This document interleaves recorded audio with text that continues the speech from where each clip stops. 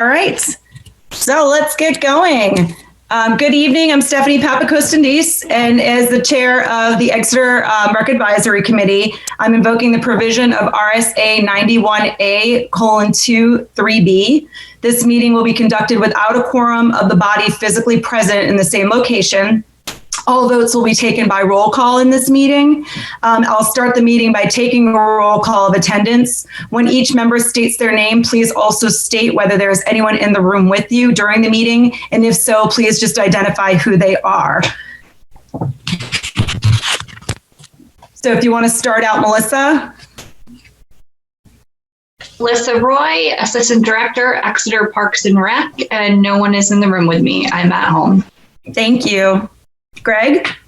Greg Bison, Exeter Parks and Recreation Director, and nobody's in the room with me. All right. Joanna? Hey, Joanna Bartell, Recording Secretary, and no one's here. Great. Mike? Mike Whistler. I am in the room alone.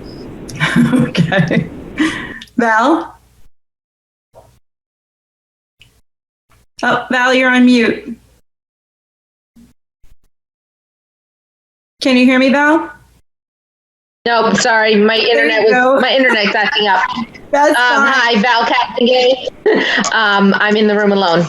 Okay, thanks. Jen? Jen Harrington. I am currently in my room alone, other than my dog. Okay. Dave? Dave Toby? Sorry about that. They said Steve. That's okay. David Tovey, Recreation Coordinator, Exeter Parks and Rec, and I'm alone. Molly? Hi, I'm Molly Cowan, Select Board Rep to the Rec Advisory Board, and I am by myself right now. Okay, thanks. Dan? Dan Provost, and I have the kitchen to myself. All right, nice. Well, welcome, guys. It's been a while since we've gotten together. I'm so glad, and I apologize for the last minute notice on the meeting, and I'm very grateful that we were all able to get on. We'll call our meeting to order for Tuesday, April 28th, 2002. And if you were able to take a look at the minutes that Greg had sent out, and we're able to review them, I can entertain a motion to approve the minutes of February 25th, 2020. I motion to approve. Second. A motion from Val and a second from Mike Whistler. Thank you. Any discussion? All right, and I'll just need a verbal yes on approving the minutes from everybody. Mike? You already seconded. Jen Harrington? Yes. Dave Toby? Oh, Dave, I don't think you need to. Dan? Yes. And Molly, do you need to as well? Okay, excellent. So we have approved the minutes of February 25th. Steph, you actually have to vote. Oh, I approve the minutes as well. Thank you, Greg. Aye. So the minutes have been approved for February 25th. 2020. We're going to start out the meeting by diving into some big topics that need to be addressed currently or coming up in the future. One is rec sports that we're going to start with. Obviously, we all saw the notice that spring sports have been canceled for the season. We don't have any summer sports per se, except for adult softball. So we can touch on that as well. And then also, if we could touch on fall sports coming up where there's so many unknowns, that might be something that we can handle here today. I'm not sure if Greg wants to give an overview on what's going on with the spring adult softball and potentially the fall sports.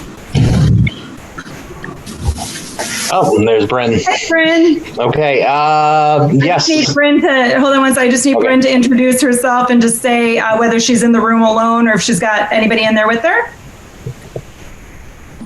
You're on mute, Bryn. You're on mute, Bryn. Oh, no, you're a flower, but that's okay. That works. That's okay. It says you're Melissa Roy. It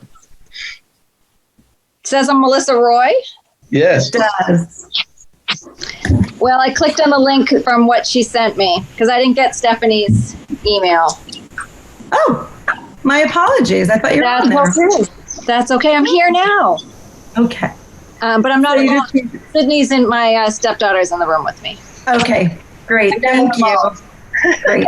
Okay, sorry about that. Greg, do you go back and we could do an overview of... as you all know, and the spring sports were canceled, unfortunately, especially with the COVID-19 cancellation of schools.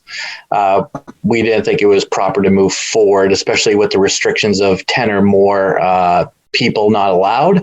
I think it's hard to play a baseball game or even a soccer game with less than 10 people, not counting the fans. So we've canceled the spring youth sports. Adult softball actually is hoping they can get a season in. Push back their start date to June 1st. But the problem that the adult softball league, which actually I should take a step back. So adult softball league, Exeter adult softball is no longer. It's going to be under actually Exeter Parks and Recreation. So we actually oversee the league. So that way there's more flexibility on our part to schedule them and bump them, but as well as manage what they do and community service and everything. But that being said, so we've pushed it back to June 1st, a hopeful June 1st. Having listened to some long, tedious phone calls on the governor's task force to reopen, I am not seeing June 1st as being a viable date for adult softball. It may be a much abbreviated adult softball season if there is one. The one problem I know they are having, and talk to many team captains, are with the economic crisis happening as well, is the availability of sponsorship money for those. So it was one understanding, having talked to the president and everything, that they have $2,000 in their old bank account that they would contribute towards field improvements, and we would waive and allow them to play like a sandlot softball league per se, no umpires, nothing. So there's like absolutely no cost. They're going to reuse all their shirts. It's just something to get adults out there, because I know just as much as the youth in town, adults want to get out and recreate as well. So that is spring sports in a nutshell.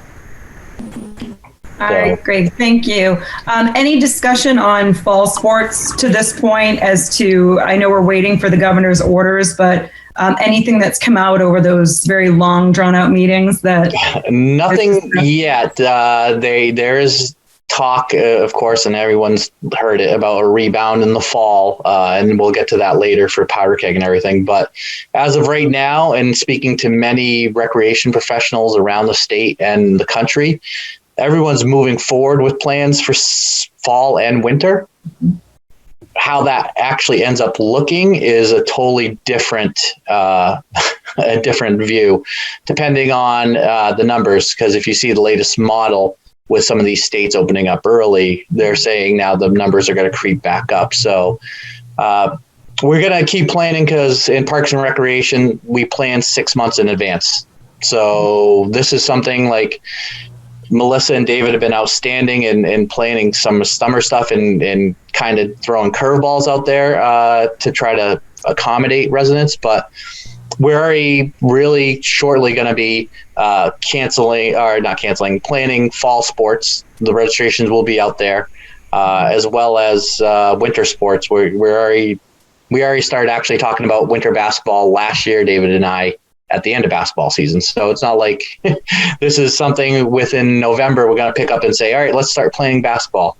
So fingers crossed that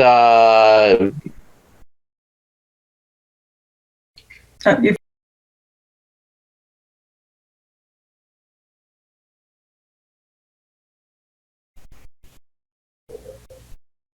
you frozen just on me, or? He's frozen on y'all too? Yeah. Yeah, it looks like he's frozen. He is frozen in time. Melissa, did you want to maybe pick up where he was at? I was going to ask him a question about the spring sports. Those who had already paid or registered or been on teams. I don't know if you can just let everybody know how that's been handled as far as reimbursement and things like that. Sure. So we notified everyone that was signed up, and we gave them the option of a refund or a credit to their account, so they could use that towards a future program, put that money towards something else. Unfortunately, I don't have the breakdown right now. I know that as of like the beginning of this week, Monday, I want to say it was about $850 that was left on accounts as household balances, and the rest were issued refunds. I don't know if that has changed since today. Greg might have that, but that's what I know for that. Awesome. That's great. Can I make one comment? Yes, please. On that, our baseball league is dealing with the same thing, obviously, and we've been kicking about the idea that totally at the parents' option, if they would be willing to not get a refund, but to give that money to our sponsors, if they can. I think that'd be a good option to give people, because our sponsors are really going to be in a world of hurt. Yeah. I think it's a great option to give people with no pressure, just because some people are hurting right now. We don't know what the situation is with employment right now for certain individuals. So some people really may need that back. But for those that maybe can, I think it's a great point, Mike, to maybe really help our sponsors out and kind of give us a leg up for next year, moving forward into the following season. Yeah, we can certainly mention that. David can talk about that. Absolutely. Nancy's been doing all the refunds, so we can have a conversation with her as well. That'd be great. That's awesome. Any other questions or discussion on the sports programs right now for spring and summer? Okay. And we do apologize to anybody watching too, that obviously, not having those sports has been difficult. But we do hope to be up and running as soon as we get the word to be able to get up and running and have the sports going for you. So we'll be on it as quickly as we can. We're going to move on to the hot topic, summer camp. And I know Greg has not come back on yet, but I know, Melissa, you're well enough versed on it to kind of take the reins and talk a little bit about what some of our options are. And I wasn't able to get on that governor's call today. I was on the one yesterday. So I'm not sure if anything that they, hey, Greg, with the new background. Hi, Greg. Is he on an elliptical? He has a basketball background. It looks like he has one of those fake backgrounds. Okay. I was like, is that Greg's house? That should work well. I know. I thought he went to the church next door, Dan, to log on.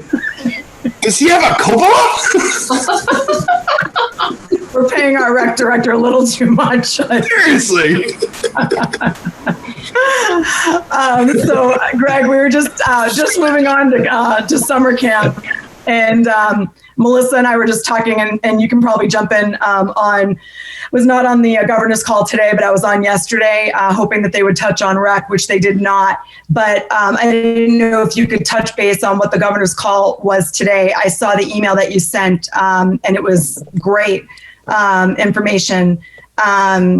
So if you could kind of run through what some of the parameters are going to be, and then we can move on to talking about summer camp and how those parameters right now may alter moving forward, and what our options may be moving forward for summer camp, if at all. These are only recommendations, of course, by the task force. Chris Edmonds, the CEO of the Boys and Girls Club of Central New Hampshire, is the spokesperson on the task force. And the things that were thrown out there are reduced numbers, which is a whole totally different ball game, because some programs haven't even started registrations yet. We're pretty much done registration, so that's kind of off the table. Restrictions in cleaning, like we're going to have to designate staff to clean and clean and clean, hand washing stations, sanitizers, everything, groups of 8 to 10 with one counselor that will be their group the whole entire time. So they're not going to be intermingling. They can't intermingle as much. We're going to have to come up with some kind of solution there. There's so many.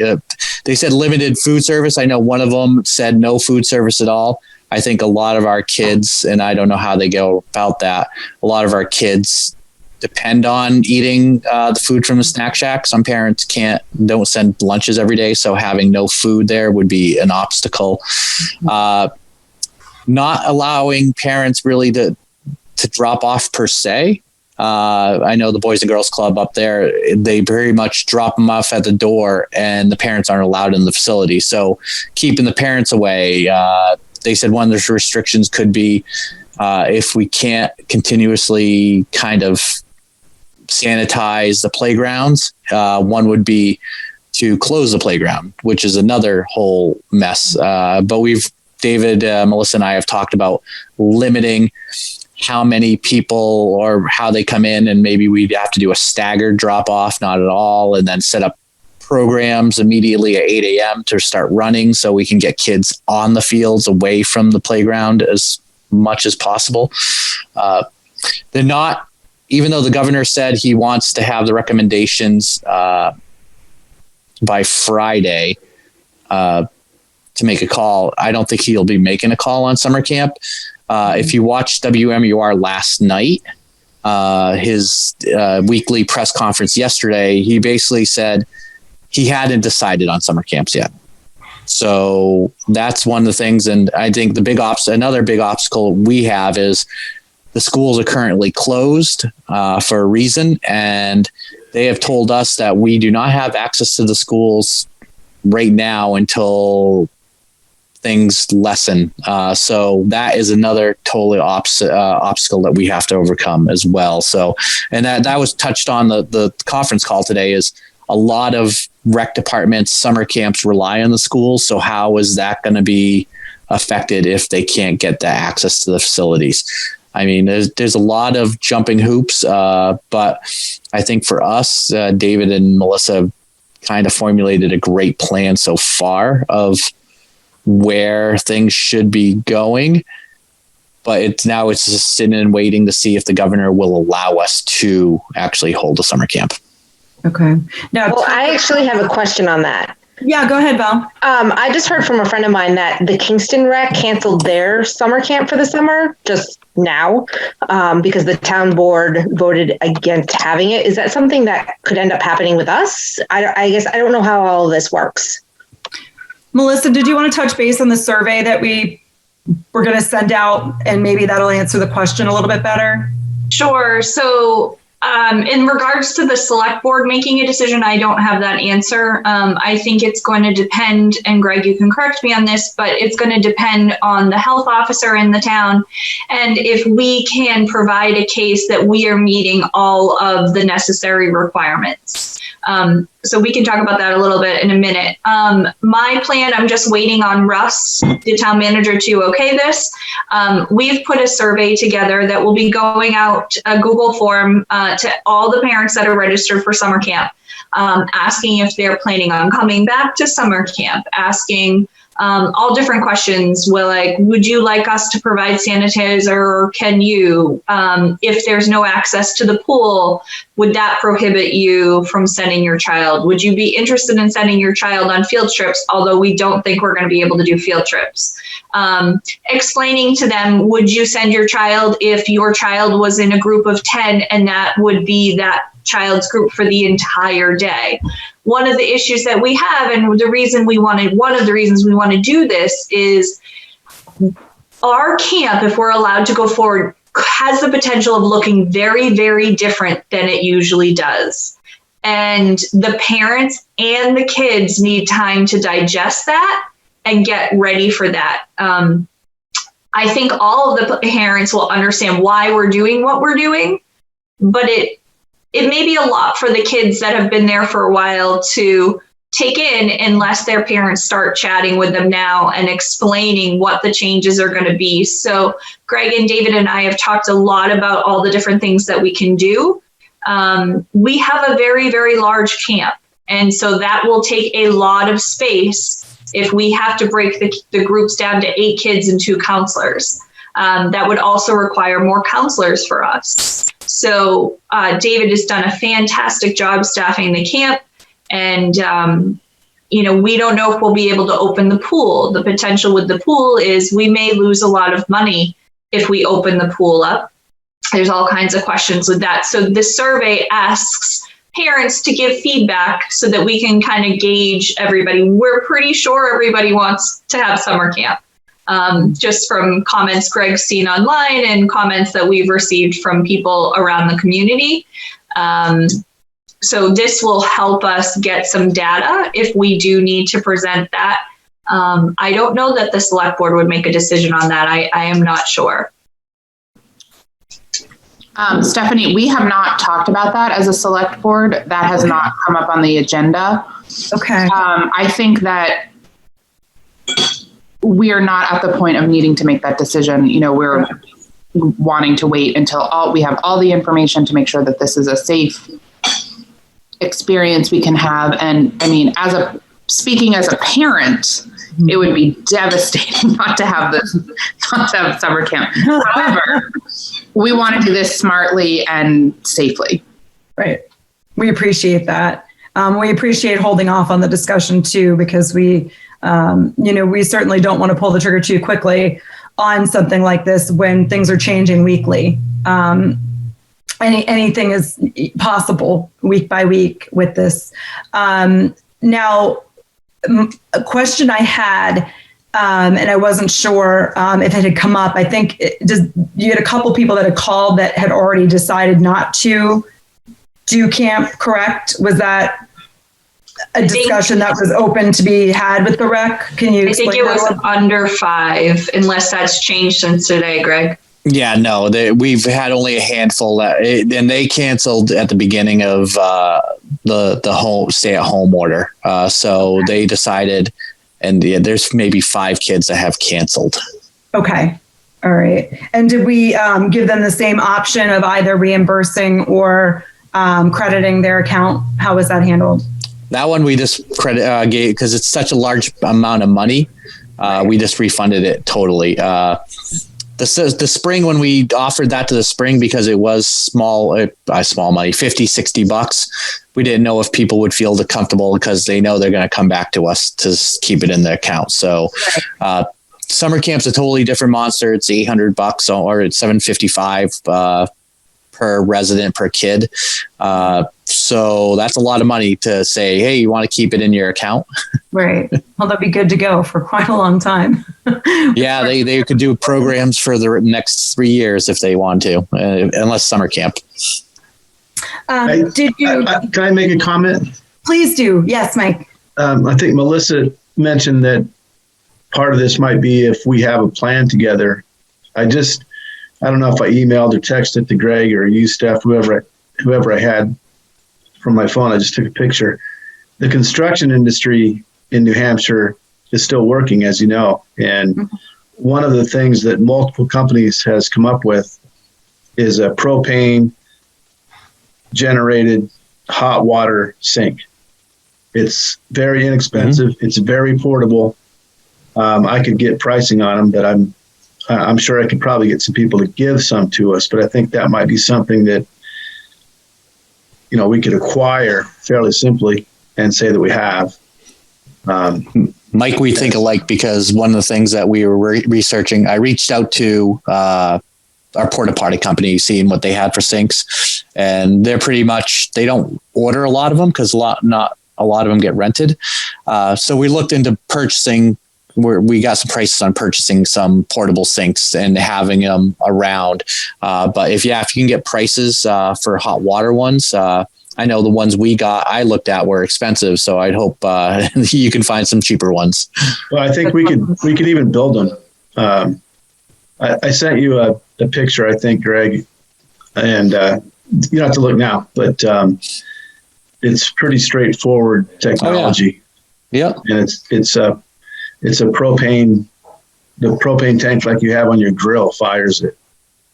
And I think we could pretty quickly put some of those together and say that we have them. That's a great idea, Mike. I like that.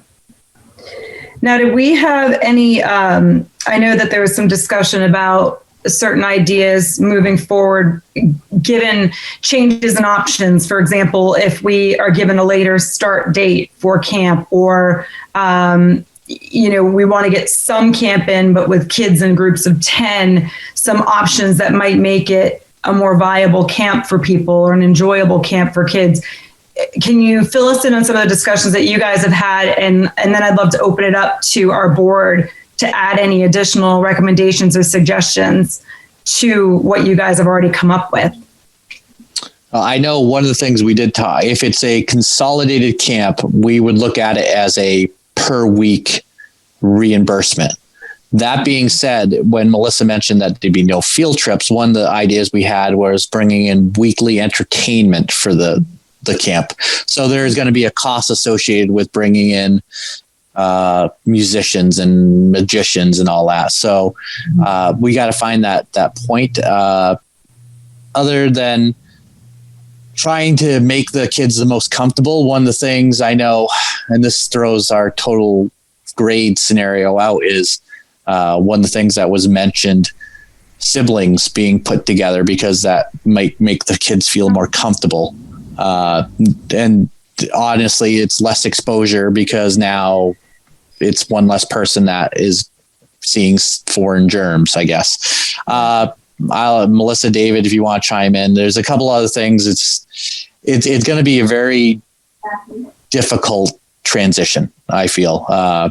It's not going to be the same old summer camp as of right now, but we can try to enhance it as much as possible. But at the same time, we have to be fiscally responsible, because I feel the COVID-19, and we can get into that later, is going to really take a big hit out of the revolving fund. Mm-hmm.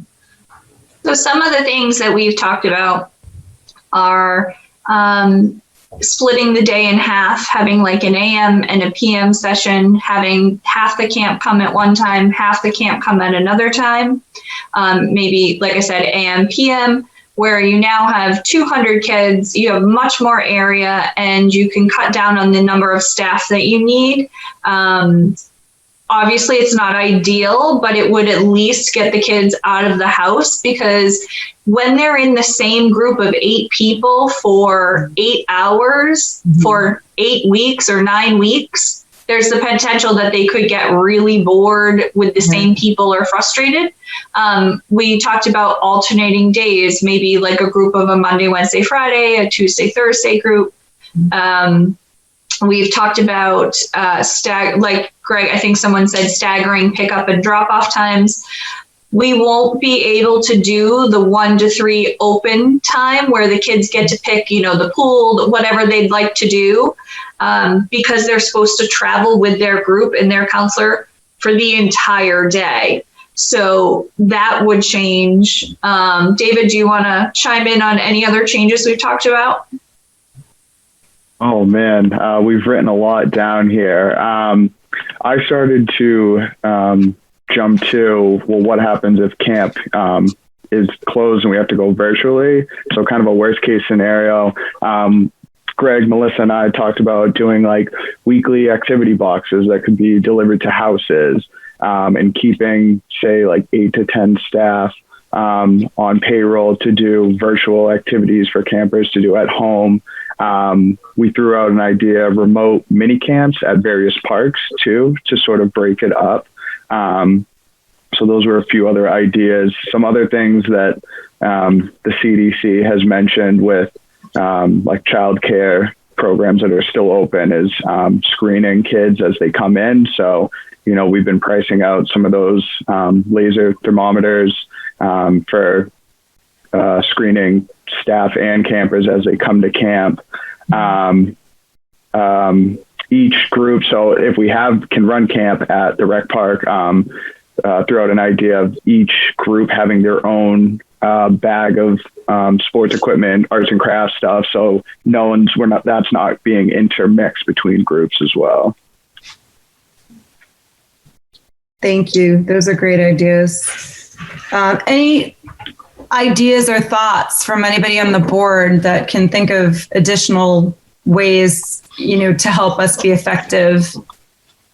I think that we should completely forget about field trips. Yeah, I agree. Both for the financial consideration, and it's a whole other level of what ifs. Mm-hmm. How do you do the bus? How do you do the drop off at the destination field trip? Mm-hmm. I just think we take that off the table.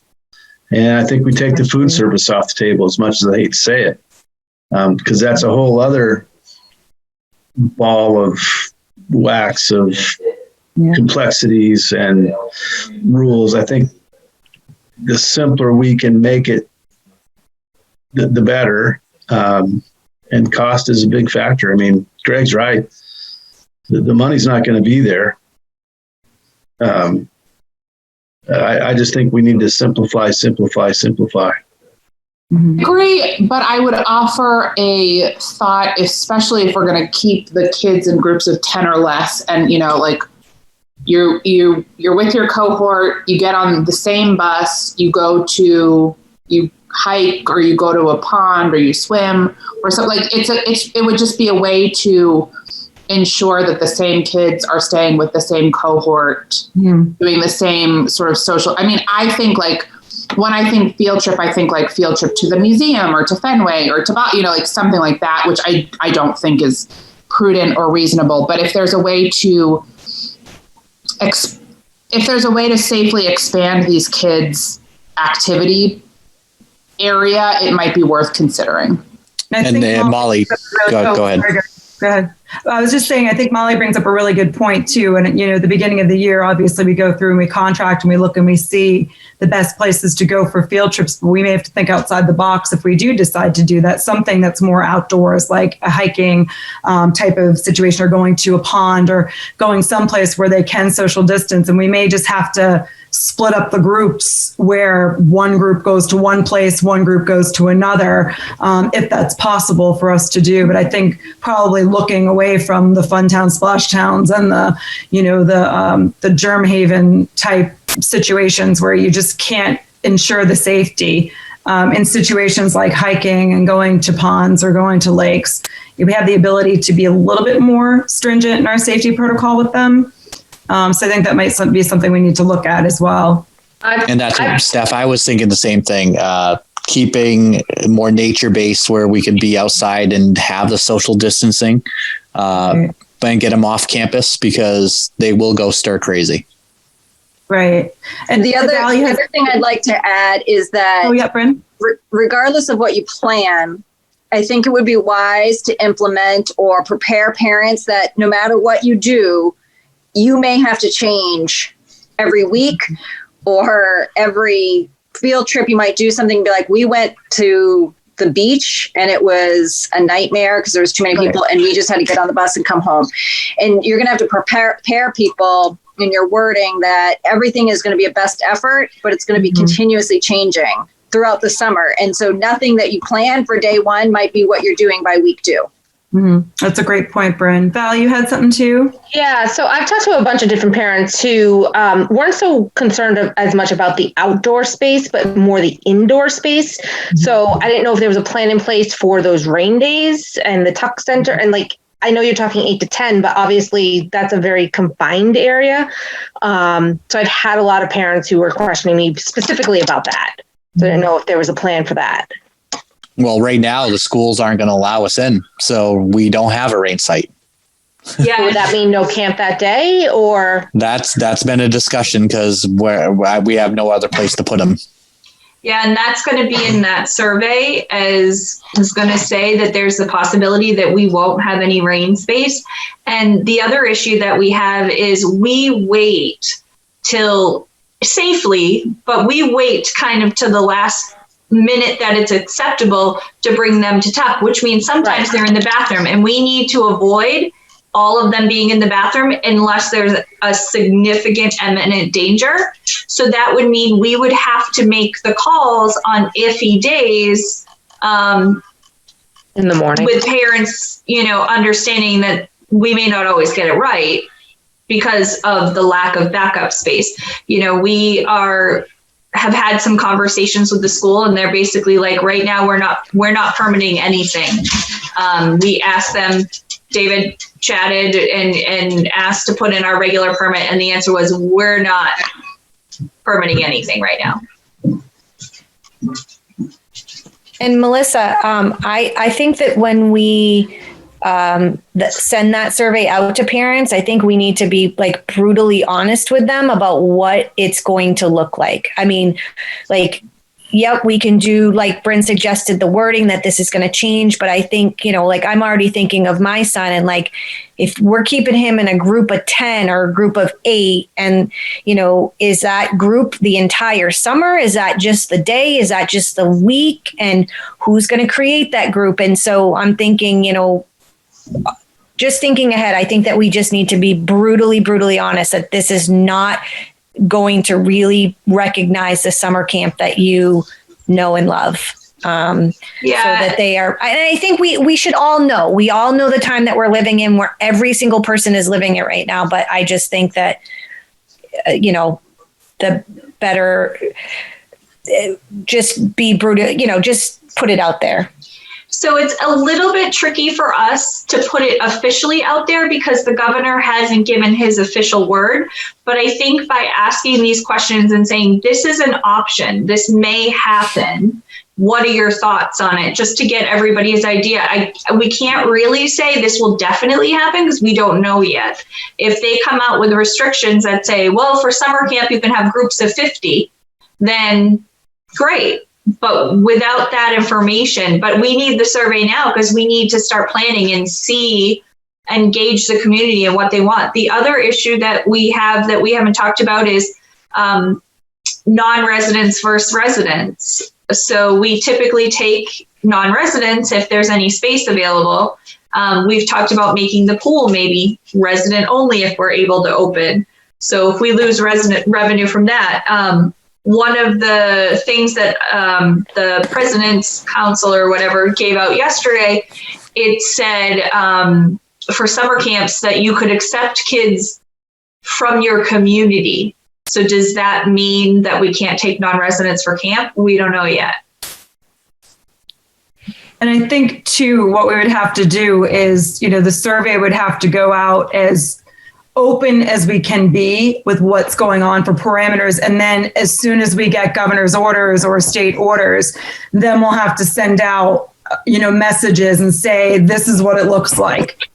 This is exactly what it's going to look like this year. It's not going to be that same camp that you're used to. And I think, unfortunately, there's so many unknowns right now. That's the hard part. But I think that we can communicate, as Jen said, as brutally honest as we can and let people know as soon as we know things on a timely manner, and letting them know, we're still waiting for those guidelines from the state. But as soon as we have them, we'll let them know and make sure that we follow through with that so people can make their decisions. Another thing we haven't talked about. Oh, sorry. Go ahead. Another thing we haven't chatted about is masks. We're pretty sure that all the staff is going to be required to wear masks. We don't know if the kids are going to be required to wear masks. It's an 80 or 95 degree day and you're out in the fields playing soccer. How do you have a mask on? And you're a 6-year-old first grader. Like, how does that work? So there's so many questions that we don't have answers to yet. And I think I just think that the survey is a great way to get that information out without actually saying this is what it's going to be. So the mask example is a good example. A question like, would you be willing to send your student or your son or daughter to camp if they had to wear a mask? It puts into people's head, this might be something that happens. Yeah.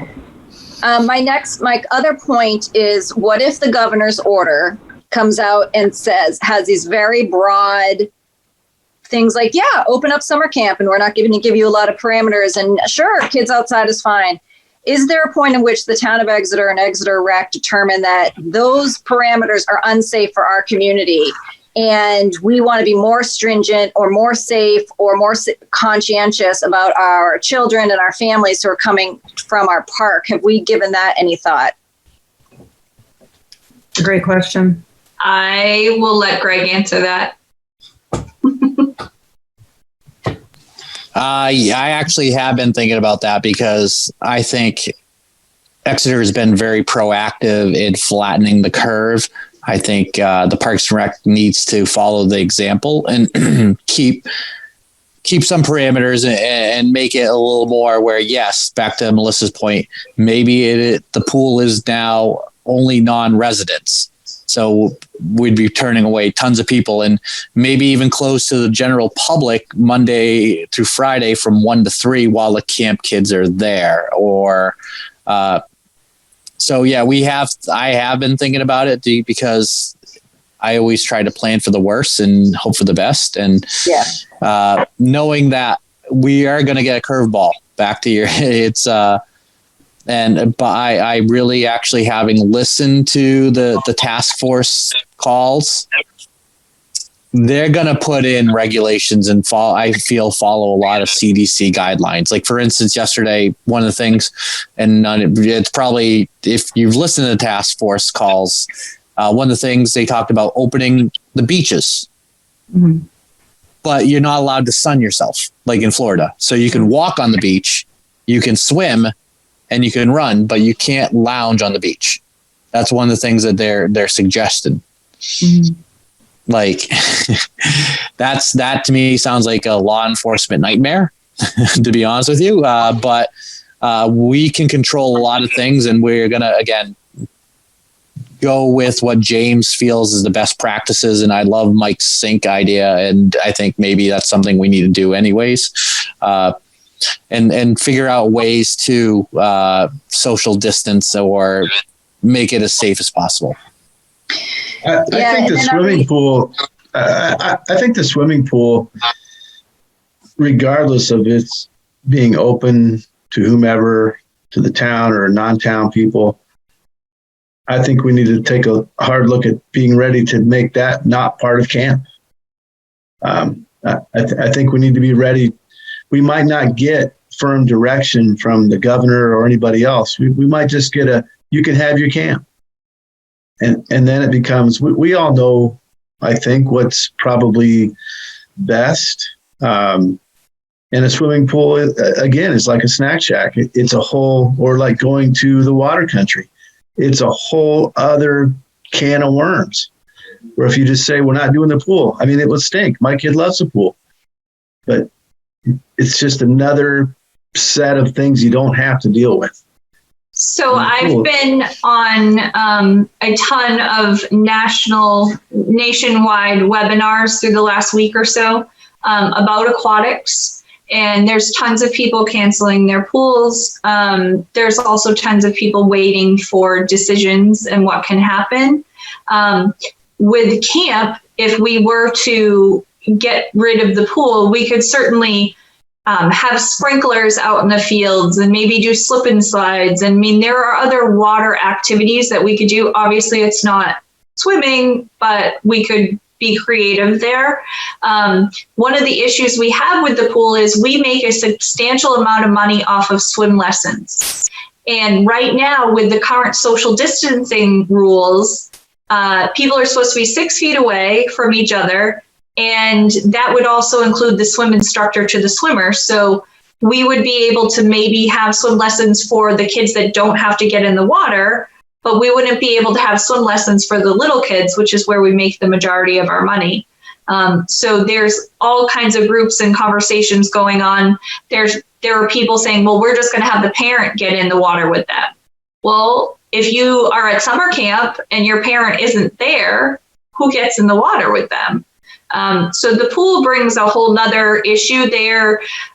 They feel pretty safe about the water and the chlorine in the water. It's the deck space and the changing rooms and that kind of stuff that becomes an issue for the pool. And the pool doesn't make money every year anyway.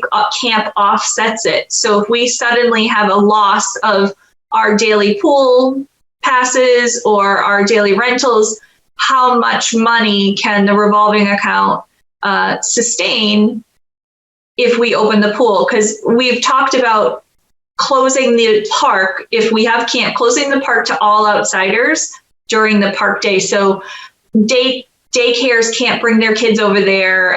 Nobody could go in the pool except for camp kids, all of that stuff. So this is stuff that Greg and David and I have been chatting about.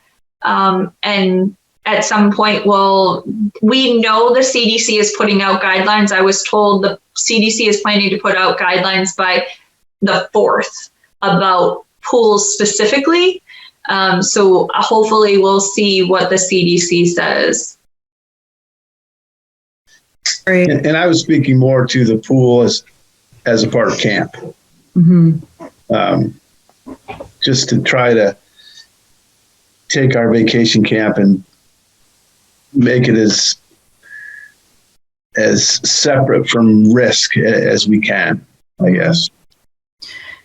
And water activities, to me, even if we're looking at sprinklers and slip and slides and things like that, depending obviously on what medical professionals say, we know that the virus travels through, the mouth, the eyes, things of that nature. And if you have somebody going down a slip and slide and they have their mouth open, the next kid goes, not to be gross, we know kids' games are gross sometimes, but if somebody's ingesting or in contact with them, I think any of the water activities really, they do pose a potential risk.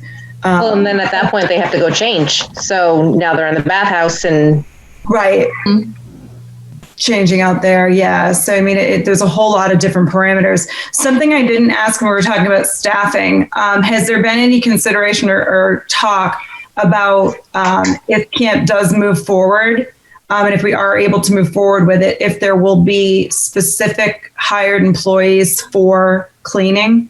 Because to expect the counselors to take on that kind of type of cleaning that we're going to need is a lot to ask them to do, and it also puts them at a real high risk, and they're not professionals at that.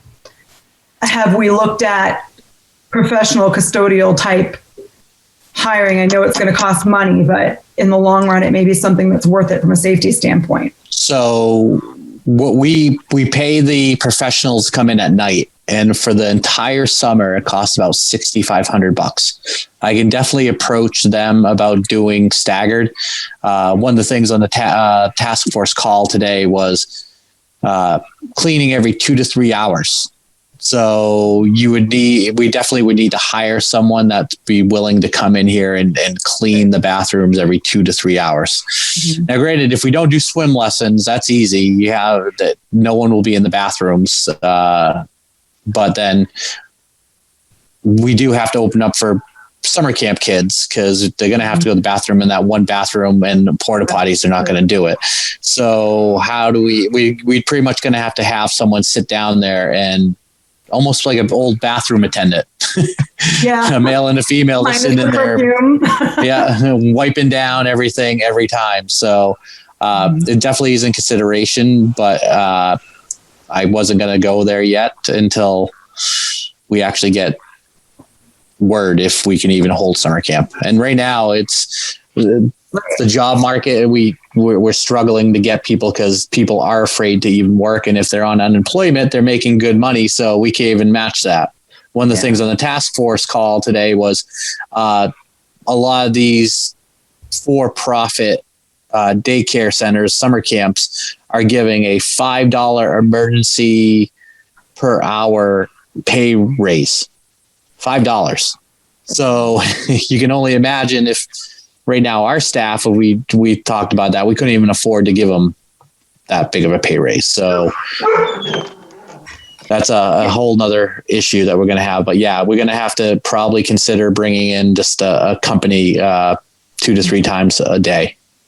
And we're going to also have to do kind of a every 2 hours, do a quick freeze type situation where the staff that we have on hand will have to have some sort of cleaners to be able to clean the equipment and that they have. If we do have bags per group, every few hours they should wipe down the bottles, wipe down the cones, wipe down things like that. So something we'll have to think about putting into place is like a 2-hour freeze, clean, do what you need to do.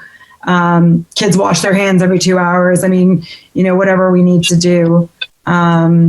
What other thoughts do we have on or questions do we have on this? Yeah, Melissa? I was just going to ask, since all of you board members have kids that either go to camp or have gone to camp, what are your initial thoughts hearing all of this? Jen? I think the survey is a great idea. I think taking the temperature of our community and your people who participated in camp is a great idea. I think that you're going to be up against parents who aren't going back to work or had the kids who are on the cusp of age, like, it just might not be worth it to send them for the risk.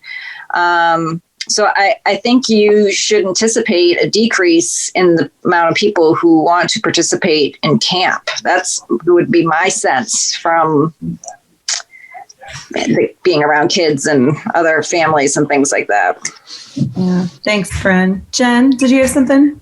So 2 things. One, my gut with just sending with Jack is he wants to go. I know he wants to go to camp. My fear is that he's going to get there. It's not going to look the same. And then he's going to hate it. And I'm afraid that that's what will happen with many children. That's why I say that survey needs to be brutally honest, because I would hate for you guys to put in all this effort. People say, yeah, I want to do it. And week 2 be like, we are out. This is not what we thought it was. You guys didn't, you told us what it was going to be like and we wanted to risk it. And now we're on the hook, which sort of leads me to my next question, which is, do we have a breaking point where it's just not fiscally responsible or smart to continue with this if we're talking about extra staff to make the ratios, somebody to clean, all the other things, the loss of revenue from the snack shack and the pool? And is there like a breaking point where we just say it doesn't make sense to go forward? It's a great question, Jen. Well, one of the things on the task force call is Molly may know more about. Gopher is a group. There's going to be money going to be requested for this type of thing for summer camps, for childcare, especially. So what will be available, I don't know, but you are right.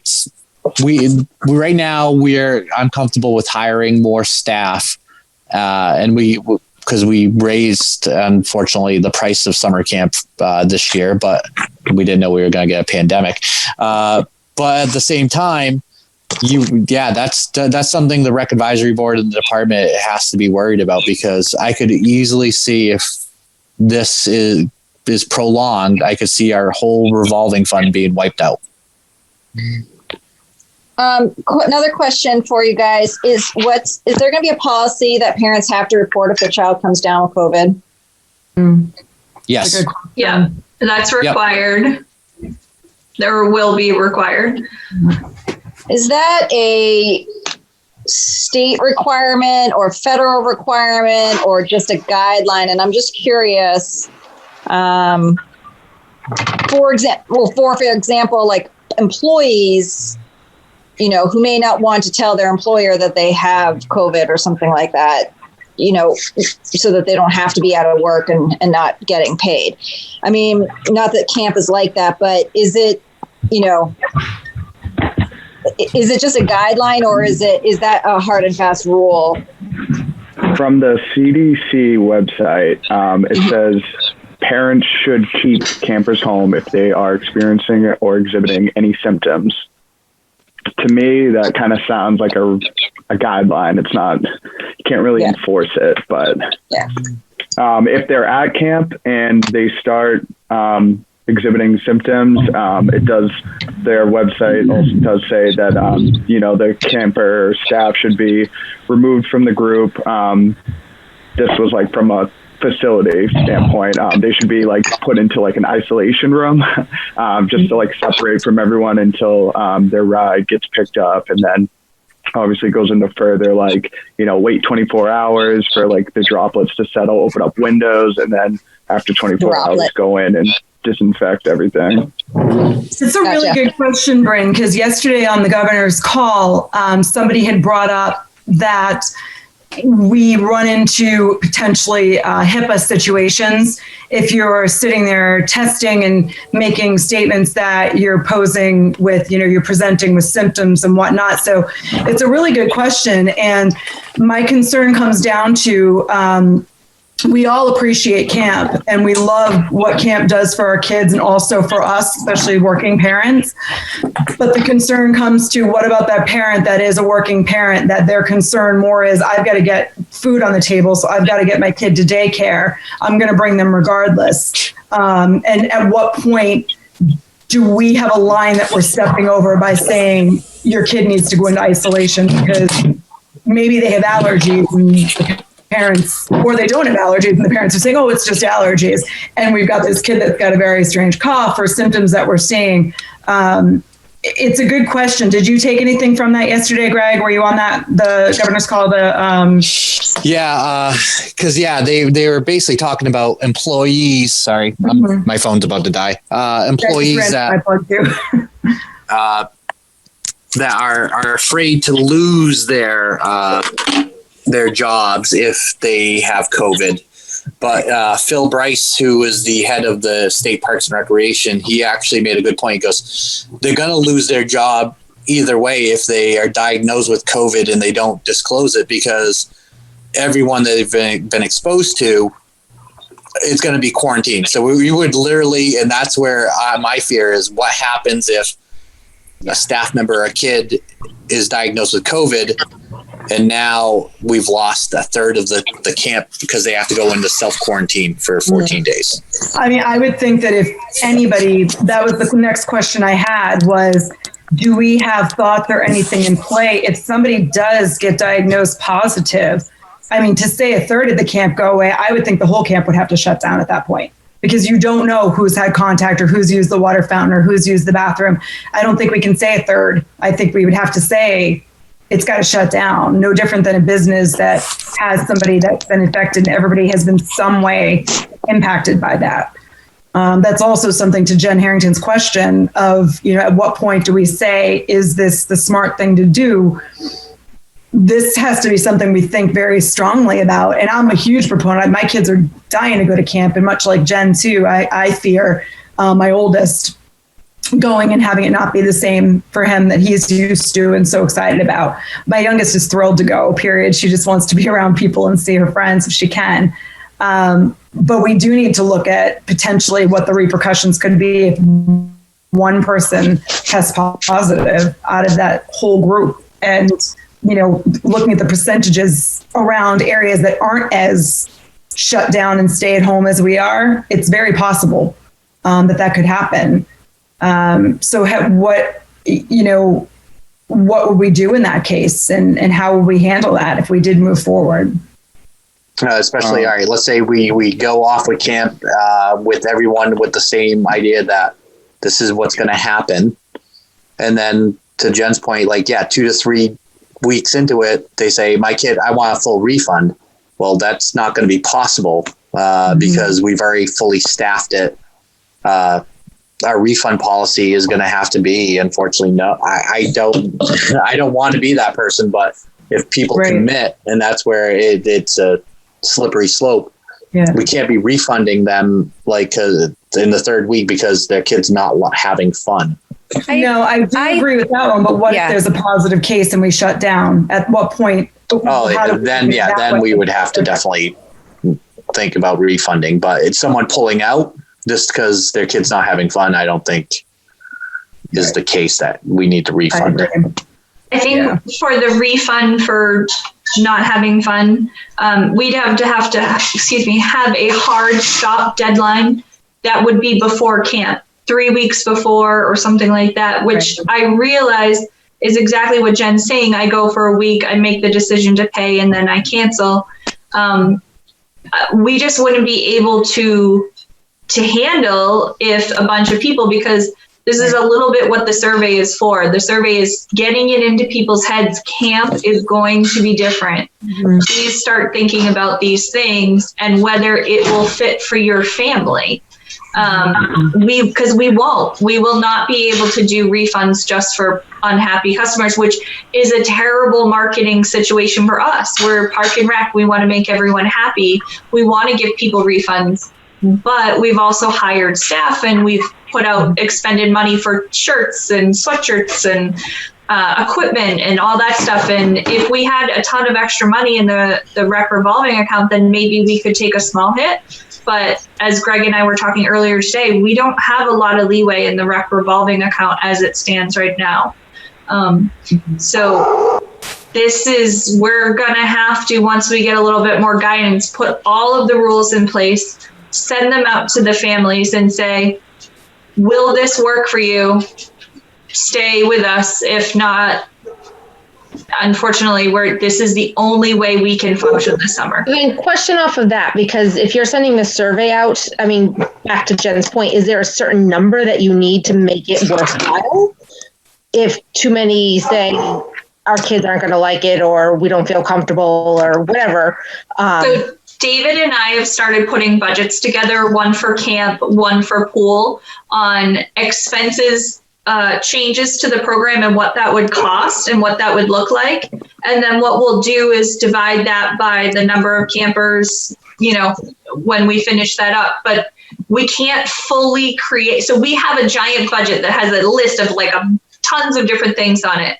We're waiting for the governor to tell us what the requirements are going to be. And then we can say, okay, this is going to happen. This is going to happen in this budget. We're going to need this. And we can whittle, what's required and what's not. And then say, yeah, we need, this is our tipping point. The pool, like I said, always loses money. That's very typical for any outdoor seasonal pool in New England. It doesn't lose a ton of money, but it doesn't break even. So that will be, a decision of the board and Greg and everybody of how much money they would be willing to lose to have the kids have access to that if we feel that it's appropriate. And especially the summer camp does have a little more flexibility, Val, where if we know our ratios, we know the number of kids coming, we're gonna have the right amount of staff. My concern is have it higher. Is everyone saying yes? And to Melissa's point, a hard deadline. And then 100 people say, you know what? No, this isn't for me. I'm out. That's unfortunately where we can't jeopardize losing that much money. And that would be my big fear too. Not to reiterate it, but it's, these 12, 13-year-old kids or, younger 10, 11-year-old kids are like, this sucks. This is boring. I don't want to do this anymore. And then you got that fight on your hand. Right. Yeah, I think the reimbursement point is a really good one that I would not expect if I decided to commit to my kids going. If my oldest decided that this sucks and I don't want to be there, I would fully expect to eat that money, because at that point it's my choice to have sent them and to not have fully vetted him and had that discussion beforehand. So I think Jen and Dan bring up great points on that I think that people should have that hard stop 2 to 3 weeks before camp. But then that brings us to the question, what if all of our 10, 11, and 12-year-olds decide 2-3 weeks prior to going that they're just not going to go? They've hit the deadline in time, which is great. But then as a camp, what do we decide to do at that point, where we're going to have to look at it, whether it's viable or not to have camp? Are we at too close have we cut ourselves too close to be able to pull back and not really create a problem among a lot of people? No, it would basically, all of the staff we would hire, if that would be the case, we would have to lay off 10 to 12 staff members. That was my question. And how do we consider going about that? Would it be a seniority? Oh, definitely seniority. It would have to be the people that we know a known quantity of it. And unfortunately, be all the newer staff would be cut. Yeah, understandable. Yeah, understandable. The other issue that we have is no matter what the governor says, when I was on the call today and they basically were like, well, we're supposed to give the governor an answer by Friday. It was the very last thing they talked about today. And they said, but I don't see that happening. We're going to need a lot longer all through at least next week to discuss summer camp. So no matter when they give us that information, the state of New Hampshire has to get to phase 2, I believe, before summer camps can even be opened. Yeah. So that's another issue that we're stuck waiting till we get to that phase to even open. I think we have to be ready to open camp. It may not happen, but I think we should be ready.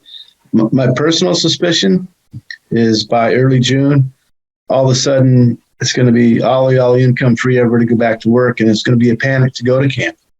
I hope I'm wrong, but I kind of suspect that's going to happen. I think we need to be prepared to have our camp, and I also think we need to talk about a drop dead date to make a decision. The governor or no governor. There's going to be guidance, and there's just going to be decisions we have to make locally. Yeah, the governor is going to chime in as quickly as possible, and the good news is we do have representation from Parks and Recreation on the working group now. Chris Edmonds had emailed us, and one of our longtime members, the director in Moulton Borough, will be sitting on those conference calls talking about it, because that's one thing that's the difference between us, Parks and Rec, and let's say call it private daycares or day camps, where it's astronomical to send someone there per week, let alone now us is very affordable. We're more of the, I don't want to call us low income, but more affordable options out there. So you're right, Mike. If they do open it up in June and say, hey, look, all right, hunky dory, let's go. We're going to be ready for it. It's just what version are we going to show them?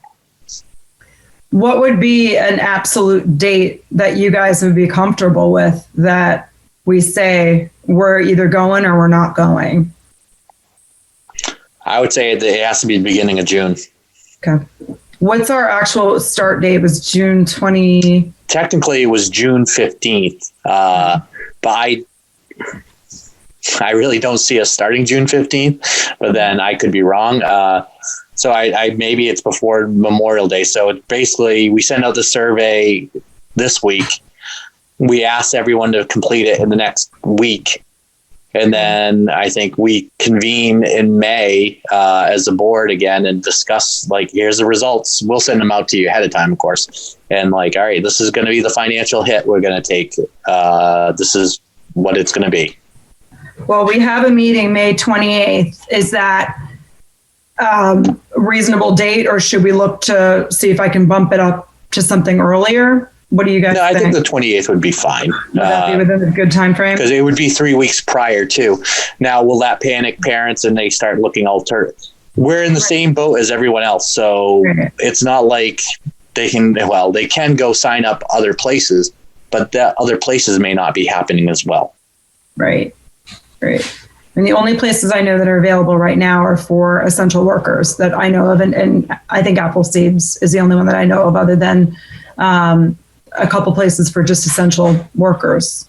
And that may be the same until, I don't know. But if you did anyone see, Maine did extend their stay-at-home order till May 31st today. And New Hampshire extended as well today. Oh, did they? Yes. Yeah, New Hampshire extended to, Nico, when did we extend to for stay-at-home? That was Massachusetts. Oh, sorry, that was Massachusetts. My bad. Massachusetts was yesterday. Yep. Scratch it off the record. So I would expect the governor probably tomorrow, being Thursday, to announce his the extending the stay-at-home order tomorrow. Yeah. Yeah, so it'll be interesting to see on that. So I think, so May 28th is our next scheduled meeting. We are on the Tuesdays, the last Tuesday of every month, just so you guys can put that on your calendar, so it doesn't creep up and surprise everybody. But the last Tuesday of every month is when our rec meetings are going to be. We'll be continuing to do them via Zoom until we're told otherwise. So I think if that date works for us to be able to discuss plans moving forward and keeping it tight within our dates of potential start, I think that would be great. And we may have to be prepared also to potentially talk about pushing the start date out based on what medical professionals and CDC and the state have to say. How are we communicating these surveys? Are they going to be via email or paper? Melissa. Sorry about that. Email. So we're going to be sending them out to every parent. We'll post it on the Facebook page. Please check your email. If you didn't get an email, please email recreation@exeternh.gov and we will send you the link. So it doesn't take much time at all. It's not very long, and it's just a Google form that it's either like yes or no or check all that apply, making it pretty simple. Okay. Question on that. You had mentioned possibly having multiple age groups together to keep siblings together. Is that on the survey too? I'm just thinking about my own kids probably wanting that and knowing when that decision would be made just for our family. See, I was thinking just the opposite. Oh my God. I was too. I was like, oh dear God. Definitely the opposite. I wouldn't do that to your staff. So it isn't on there, but we can certainly add it. Yeah, I think it's a good question to ask for sure. I mean, my kids would be fine. They'd make it work. I'm just kidding. They actually get along pretty well. Granted, one's been upstairs and one's been downstairs most of the time, but you will have some of those families that will want that. You will have some that definitely won't. So it's a good question to add on there. I think questions like that are also alerting families that camp will be different. So even if you say camp will be different, but then you're asking probing questions like, what if siblings were stayed together? What if our refund policy changed? Or what if, you ask these questions. It just primes them. Yeah, exactly. Yeah, I think so as well. All right, guys, any further discussion right now on what we can control or what we can talk about planning wise? Any questions, any other ideas or thoughts on camp at this point? Sorry, yeah. Yeah, Dave? Go ahead. I just had one thing on the field trips I just wanted to share before I forgot. If we do decide that we could do field trips to like outdoor locations, maybe we switch up. I know normally we do Tuesdays and Thursdays, but maybe in an effort to reduce the number of kids on the buses and reduce the number of kids at camp, we could do like a Monday, Tuesday, Wednesday, Thursday, Friday. So it's less kids on the buses and less kids at camp. I don't know. Good suggestion, Dave. It's a good suggestion. I actually was thinking something as well. We've been forced right now to find all these really cool local places and things to do around here that we never really knew existed as far as hiking trails and outdoor type activities. And if the field trips weren't so out of the way, something that could also help reduce contact as well is if parents, rather than dropping off at camp, were willing to drop off at that location, so they're not on the bus together. The problem we run into is potentially the pickup time, if it's not a full day type thing, but that's something we can consider doing as well. A drop off is a drop off if it's not too far out of the way and it still stays local. And then that'll also give us an opportunity to check out some of the really cool local trails and sites that we have around this area as well. Definitely. My question was just any feedback on the potential for a pool closure, what people's thoughts were on that. I don't think, I guess my opinion on the pool for rec camp, as much as I hate to say it, I think it's a degree of difficulty that just adds to the problem. Well, my question would be so if we close the pool to the campers, but we open it to the public, how do you keep those kids separate from going to the field or commingling with the campers? Good question. Yeah. Sorry, We're not sure. The thought process, at least right now, is if we don't offer it to camp, Right. and we can't do swim lessons, to just shut it down. Yeah. I think, unless, Greg, do you have a thought on that?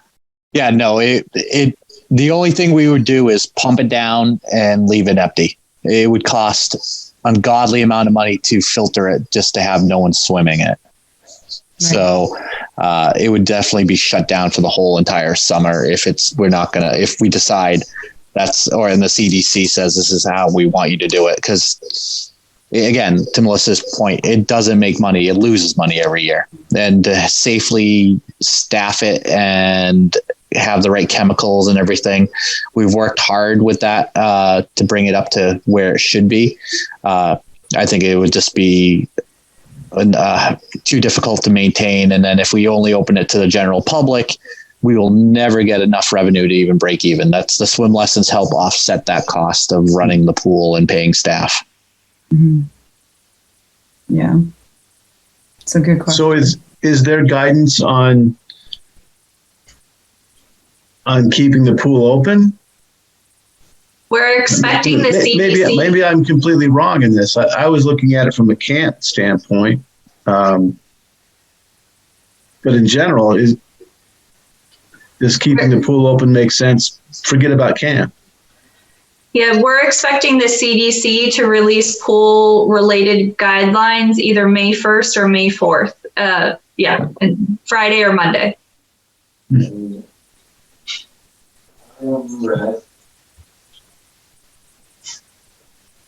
So I'll be able to have those discussions on the May 28th call to decide what to do.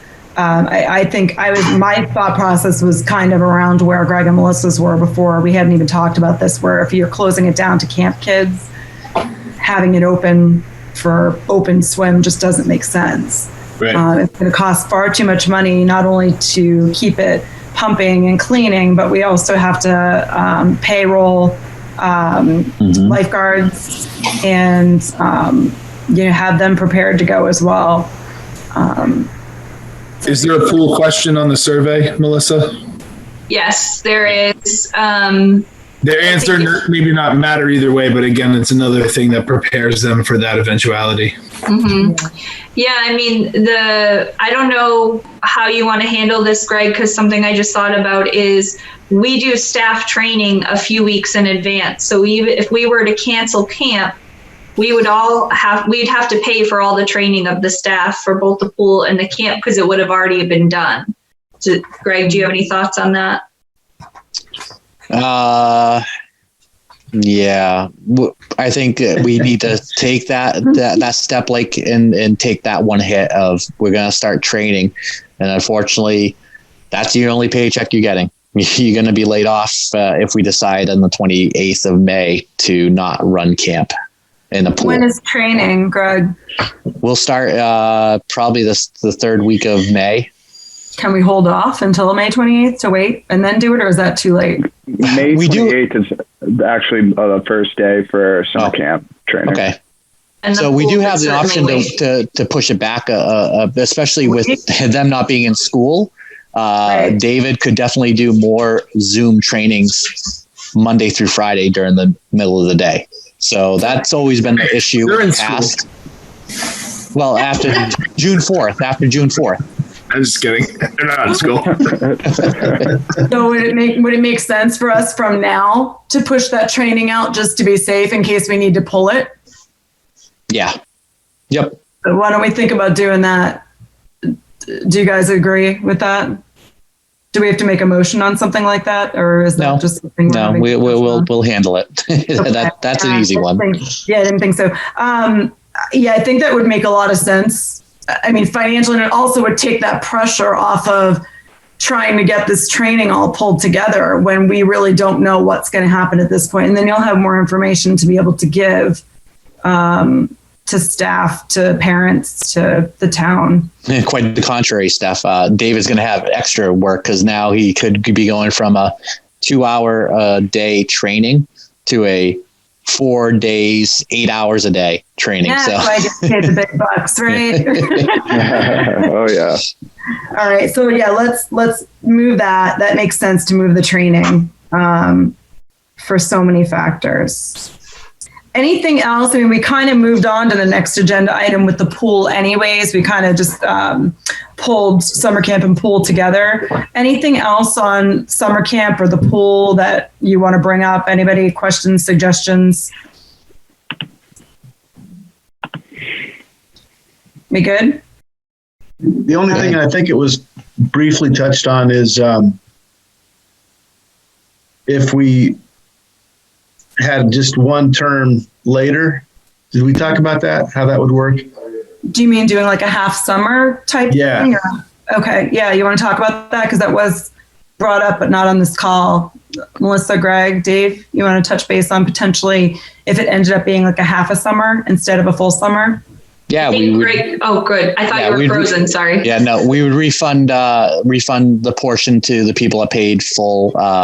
We'd refund fully for those that registered for only first session, which is only a handful. Like most people register because of the deal for the whole entire summer. And then, yeah, we work on it that way. And that might be more doable. We did, Melissa and David and I have also talked about kind of condensed, like after July 4th, we start. So it's instead of 4 weeks, it's 6 weeks. And how do we incorporate all those kids?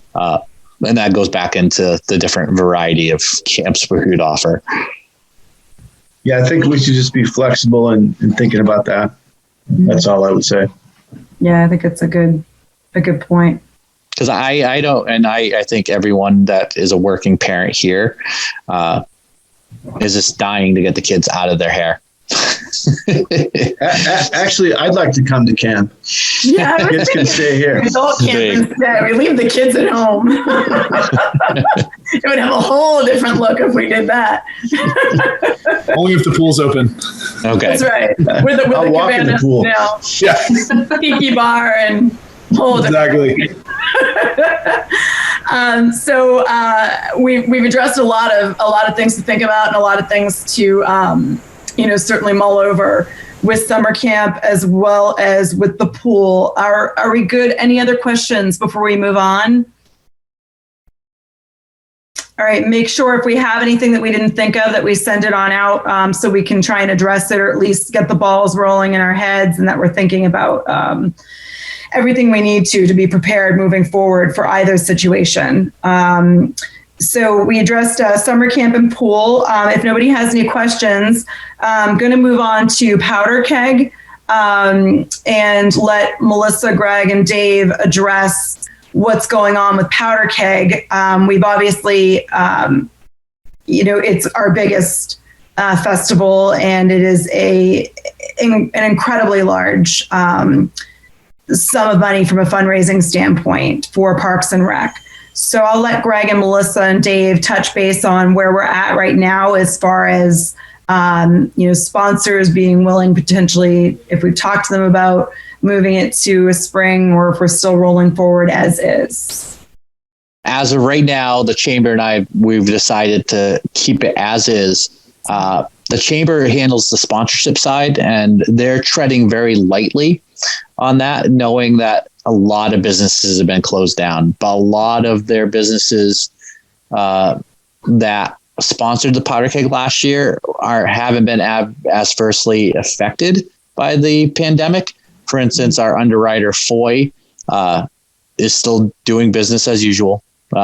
So that being said, they're very cognizant.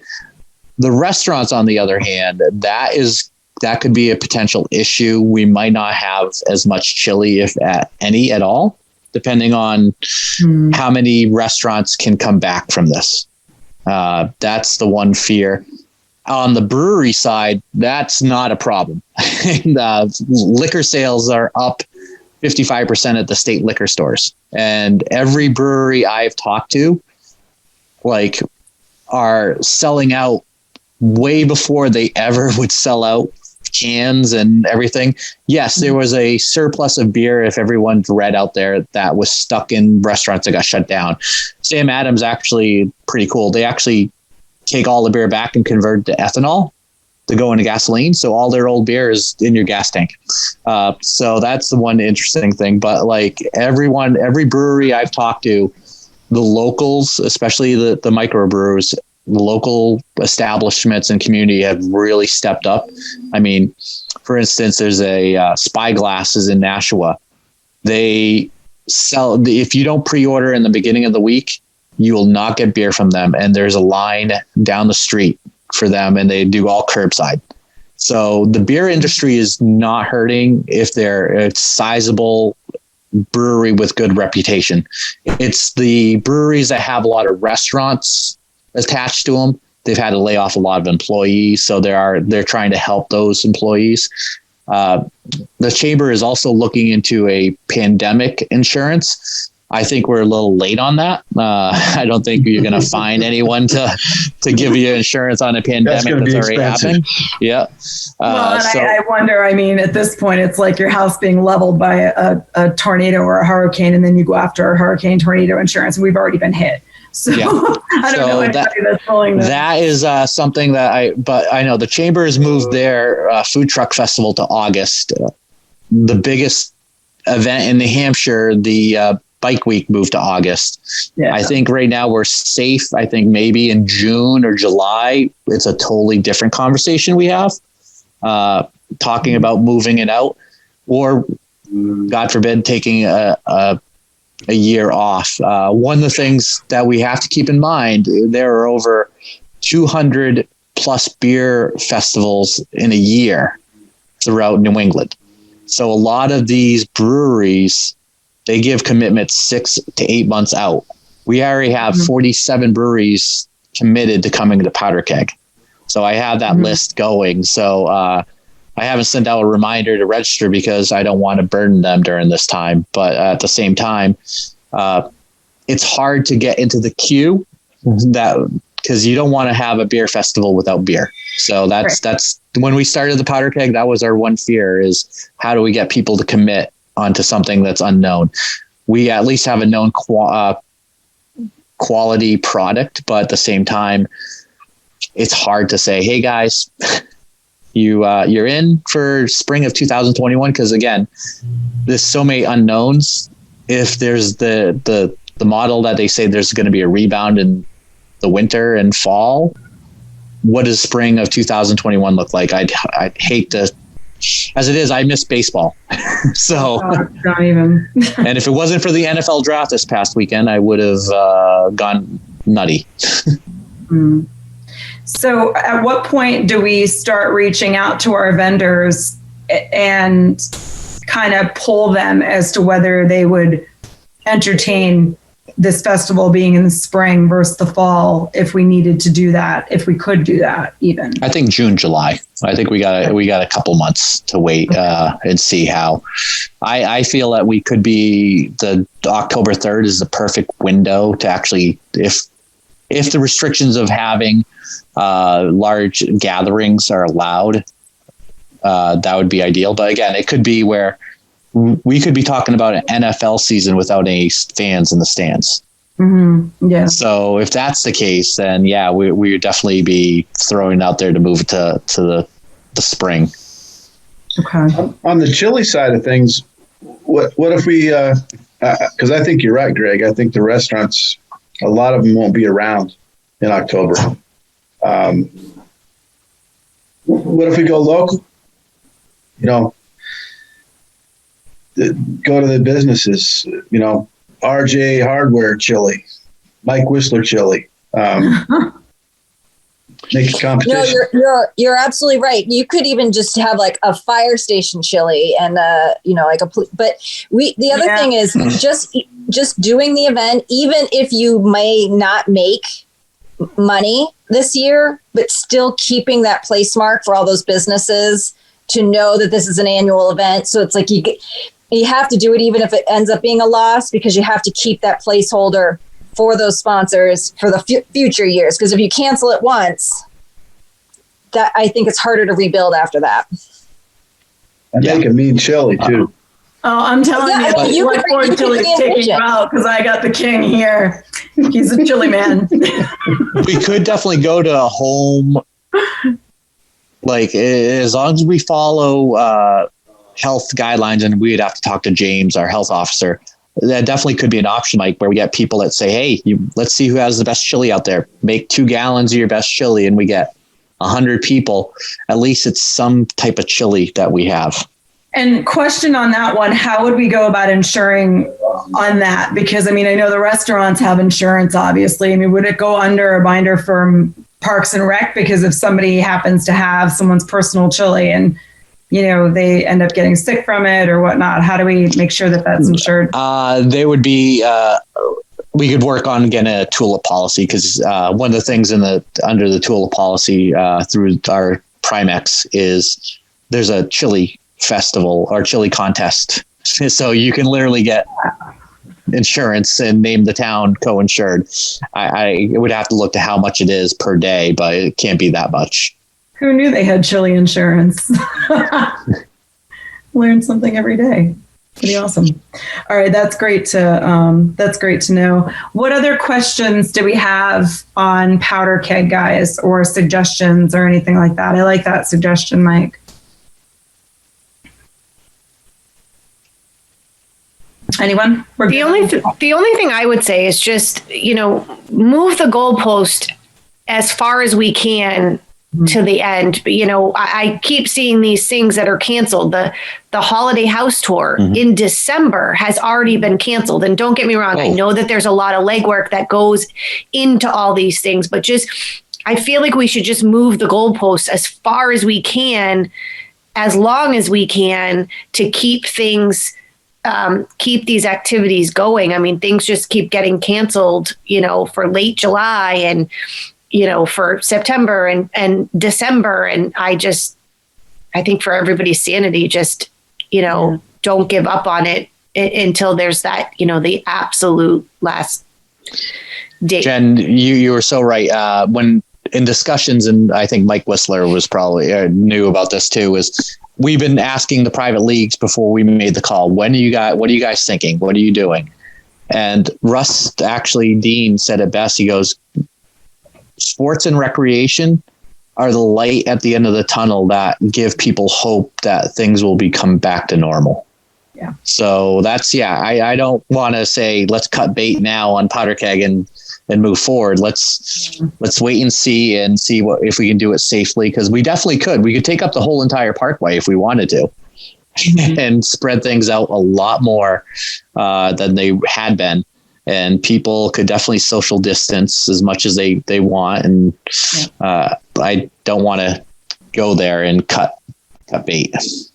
I totally agree, Jen and Greg. Our baseball league is, we're probably not going to play, but we have a meeting Thursday, and we'll probably meet again next Thursday. And our thought right now is if we play 4 games in July, that's what we'll do. Yeah. Just to do something. I agree. I think that's the hope that we need. And the good thing is that people are so understanding of that right now as well. So you don't have people, you have more of a chance of people getting frustrated of it being canceled early without having that information. Jen and I just went through Cooperstown being canceled. It was canceled 2 months ago for our 12-year-olds, and that wasn't until August. And so that really hits you hard when organizations pull that trigger so early, and there really isn't a need to do that. I agree, Jen, 100% with that. And Greg, I think we're being smart in pushing things out. A few things we'll have to think about too as to think about for our next meeting for Powder Keg would be people that are working and volunteering for Powder Keg. There's an awful lot of contact there. I do the bracelets every year, and I'm touching more people on a daily basis. I mean, every 2 seconds you're up in somebody's face braceleting and things like that. We'll have to probably think of a different, better way for us to be able to do that even from now, even if things do pan out. But things like that we'll probably have to think about, and our spacing, like you said, taking over the whole parkway will be necessary. Spreading out the pub tables down near the tent, if we ever are able to have pub tables, because that's where people congregate there because of the tables.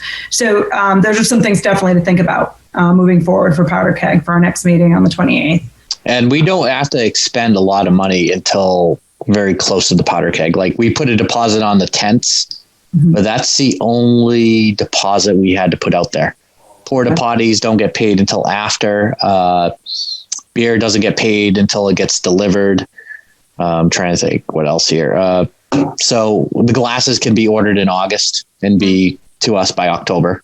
So we have time. Let's hopefully have a beer and get this going. Greg, I don't mean to switch topics here real quickly, but on Facebook, we're streaming live now, and we have a couple questions. Okay. One of them from Sal asked if a family were to leave money in their account, could they use it for camp next year? I think that would be fine, right? Yep. Okay. Yep. We'll make sure we reach out to them. That looks like the only question for now, but I just noticed that. Thank you, Dave. I appreciate that. My phone was giving feedback, so I had to shut it off. So thank you for being on that. No worries. Any other questions or comments on Powder Keg before we move on? All right. So our next agenda item real quickly is project update. If most of you have noticed, if you've driven by Kids Park, there's a great spot there with just one little lonely purple dinosaur. So, but the dinosaur is still there. So people will be happy about that. But I wanted Greg and Melissa and Dave to maybe be able to give an update on where we're at with that, and also with Gilman Park as well. Yes. All right. Kids Park, we took it apart on time, and then the pandemic hit. The new playground was supposed to be delivered at the second week of April. It is now going to be the beginning of May. Minnesota actually did the stay at home order prior to New Hampshire. And lo and behold, a playground manufacturer is not an essential employee or business. So they got shut down about 2 weeks before the completion of our playground. So it's sitting there in Minnesota with a few fine touches to do, and then it has to get shipped out here. So that is on a standstill. But it's laid out. It's ready to go. If you go into our parking lot, we have a large wooden crate for the new swing set that will be going in as well with the Mommy and Me swing. Carrie Burt, that owns Deep Meadow Variety, actually is donating money in memory of a daughter that passed away many years ago to go towards the Mommy and Me swing. So we're working on getting a plaque for that person, for her to say something. But it's exciting because I did share pictures to give people hopes. Like, there's an owl poking out of one of the limbs. The trunks look awesome. I think it's going to be a great improvement. I have to just keep it snow fenced out because we're bringing in something about, I want to say almost 40 yards of playground mulch, or kids cush, or whatever you want to call it, Fibar. Because if you actually have gone there with a contractor, Kids Park's a bowl. So we need to bring it up a level, and around the elements need to be at least 12 inches of kids cush. So that is something, but we also need it open because we need to pull out some old fence posts and repair the fence, but that should be good. Gilman Park, there was some issues. We started about 3 weeks ago on construction of it. I am going to be going to the board in the next week or two because we had to expend more money than previously approved for Gilman Park Pavilion, because lo and behold, who would have thought that Gilman Park, so picturesque, used to be a dumping site for things. So we started digging the footings for the pavilion, because it is very robust. If you've been to Gilman, go down there. If you haven't seen it, there's 4 large concrete columns sticking out of the ground. So we started excavating, and lo and behold, we discovered clay piping and garbage and stumps, all right buried there. So we had to go down quite a bit more to actually have a solid base for it.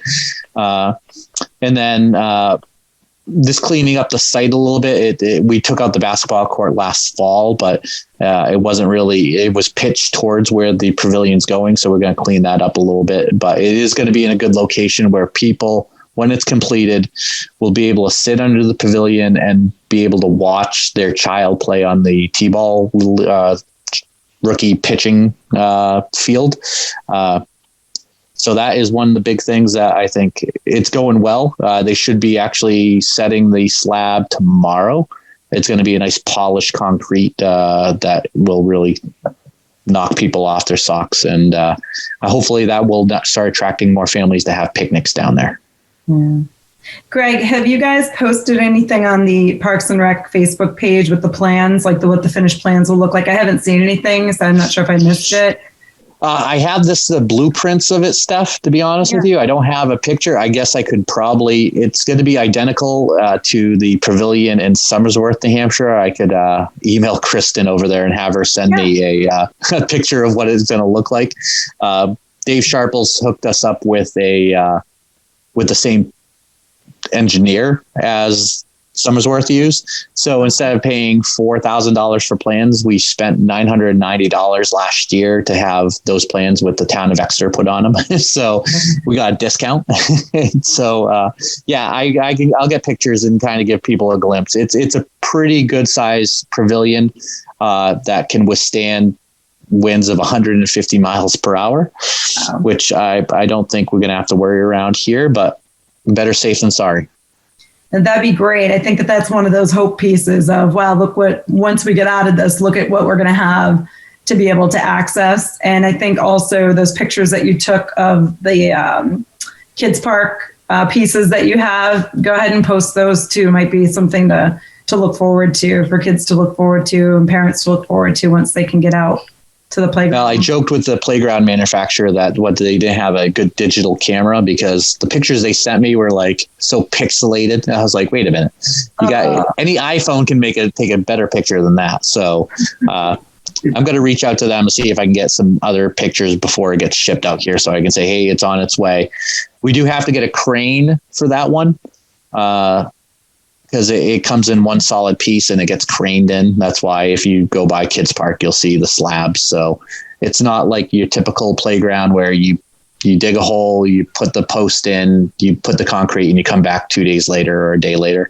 It all comes in, it gets bolted to the slab. The only concrete we need to pour is for the netting and the slides, which is usually it's a 5-gallon bucket full of, put the post in, fill it up, and you're done. Awesome. I was just going to jump in there and say, if you have any dates that you're like doing any bigger install things, or we can get some of our TV folks out there and do some videos for you to help get the hype out as well. Oh, Bob, I definitely will. Hopefully the stay-at-home order will be lifted when we actually complete it. That way, it's not just a tease at the end of Molly's Road when every time she drives her boys past it, like, hey, there's a new playground, you can't touch it. So let's hope it that way. I feel kids will have something to look forward to. But yeah, Bob, I'll definitely get a hold of you when that happens. Awesome. Any other questions, thoughts, ideas on the Kids Park, things like that we've discussed? All right. Briefly, and if you're not okay with this, I'm fine with it. It is not on the agenda because it's something that was discussed today. But if you'll give me a sec to just bring up something that Melissa and I chatted with, we were just talking anyways, and I had this great idea in my head, and I called her, and she said, I've been on this for a while, so I don't know if we want to bring up, we were talking about potentially through Parks and Rec, while things are at the shutdown stage, potentially setting up some sort of a drive-in movie where you have to stay in your car. We own the huge screen already. We would have to get somebody that would set up the transistors with a FM station that you can access from your car. There'd have to be some pretty strict guidelines of staying in your car. It's not like the old time where you can throw blankets down in your pickup truck and stuff like that. This one, we'd have to stay in cars and keep some parameters tight. But I'll let Melissa kind of touch base on, she's done a little bit of the research on it. We were thinking of something that we could get people out, but still staying safe in their vehicles so that they're not getting exposure, but kind of bringing the town together type of thing. I don't know if Melissa, you want to touch base on that? Sure. So, Greg, David, and I have been chatting. You know, like Stephanie said, we have the big screen already, the projector, and a movie license to show a movie is $250. And we found a company that will come here and transmit the sound for $500 for the movie. The price of the movie license changes when you charge admission or charge a fee, and I would have to look into what that would be, because there was some conversation, maybe like if we charged per car, what would that look like? So I'd have to get back to you guys on that. I wasn't able to get through with the company this afternoon.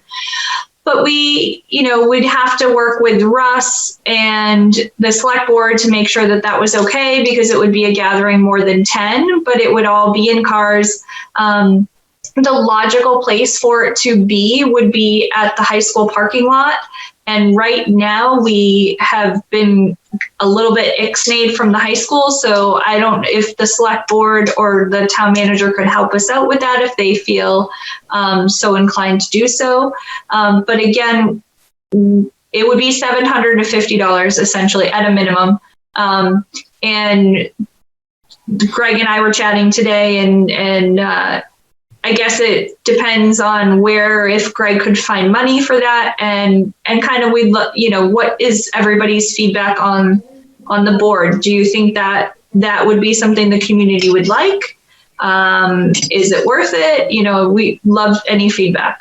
Well, just a compound on that. Actually, I was emailing with Bob, and Bob's on here now with us. He and Andy were able to find a transmission, whatever, one of those things that we can buy for $179. And it would do 75 cars, Bob?